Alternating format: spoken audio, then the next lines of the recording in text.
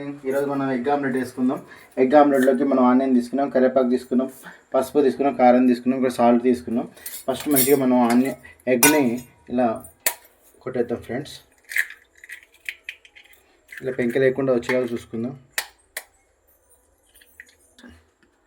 Friends. ఇప్పుడు కారం వేసేసాను, లైట్గా పసుపు వేసుకున్నాను, నేను వేసుకున్నాను, కొంచెం కరివేపాకు వేసుకున్నాను, సాల్ట్ వేసుకున్నాం ఫ్రెండ్స్. ఇంకొంచెం సాల్ట్ తక్కువ తింటా.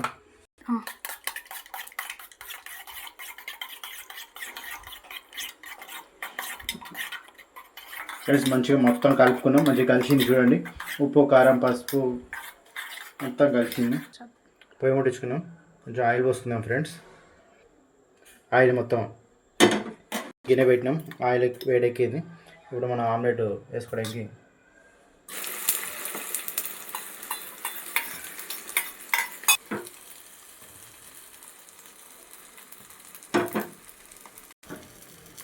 చూడండి ఫ్రెండ్స్, మంచిగా ఆమ్లెట్ అవుతుంది.